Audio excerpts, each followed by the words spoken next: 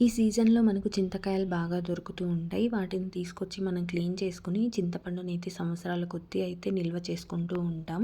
చింతపండుని మనం వంటల్లోనూ, రాగి, ఇత్తడి వస్తువులను క్లీన్ చేయడానికి కూడా ఉపయోగిస్తూ ఉంటాం. చింతపండు వల్ల అయితే మనకు ప్రయోజనం ఉంది కానీ, చింత విత్తనాలతో ఏం ప్రయోజనం లేదని చాలామంది అయితే పడేస్తూ ఉంటారు. కానీ చాలామందికి తెలియని విషయం ఏంటంటే, చింత విత్తనాల వల్ల చాలా హెల్త్ బెనిఫిట్స్ అయితే ఉన్నాయండి. ఇప్పుడు వయసుతో సంబంధం లేకుండా చిన్న, పెద్ద అందరికీ కూడా మోకాళ్ళ నొప్పులు, కాళ్ళ నొప్పులు వస్తున్నాయి. కూర్చుంటే లేవడానికి కూడా ఇబ్బందిగా ఉంటుంది. మోకాళ్ళలో నీరు చేరిందని, గుజ్జు తగ్గిపోయిందని ఆపరేషన్స్ అయితే చేయించుకుంటూ ఉంటారు. ఈ చింత విత్తనాల వల్ల వాటన్నిటికీ చెక్ పెట్టవచ్చండి. వాటిని ఎలా చేసుకోవాలని చూపిస్తాను. చింత విత్తనాలనైతే నీట్‌గా క్లీన్ చేసేసుకోండి. వాటిలో ఉన్న గలీజంతా తీసేసి, ఒక స్టవ్ మీద బాండ్లీ పెట్టి రోస్ట్ చేసుకోవాలి. మనం శనగ విత్తనాలని ఎలా రోస్ట్ చేసుకుంటామో సేమ్ అలాగే రోస్ట్ చేసుకోవాలి. ఈ చింత విత్తనాలను కూడా.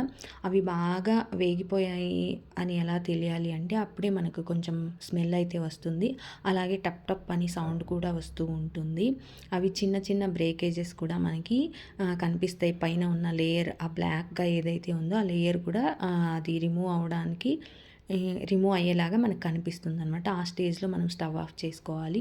అవి చల్లారిన తర్వాత మనం చేత్తో అయినా తీసేయండి.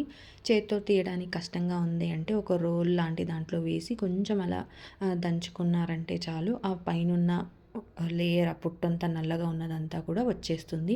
ఆ తర్వాత ఆ సీడ్స్‌ని మనం గ్రైండ్ చేసి పౌడర్ లాగా చేసి పెట్టుకొని రోజు పాలల్లో కానీ, నీళ్ళల్లో కానీ కలిపి తాగడం వల్ల ఈ మోకాళ్ళ నొప్పి నుంచి విముక్తి అయితే పొందవచ్చండి. కానీ ఇక్కడ ఒక ముఖ్య గమనిక, మీరు డాక్టర్‌ని కన్సల్ట్ అయ్యి వాళ్ళ సజెషన్ తీసుకొని ఈ పౌడర్ తీసుకోవడానికి ప్రయత్నించండి. వాళ్ళ సజెషన్ లేకుండా డైరెక్ట్‌గా అయితే తీసుకోకండి. మళ్ళీ దీనివల్ల మనకి హెయిర్ ఫాల్ అనేది కంట్రోల్ అవుతుంది. ఈ పౌడర్‌ని పేస్ట్ చేసుకొని మన టీత్స్ అండ్ గమ్స్ మీద పెట్టుకోవడం వల్ల అవి మన టీత్స్ అండ్ గమ్స్ అనేవి స్ట్రాంగ్‌గా అయితే ఉంటాయండి.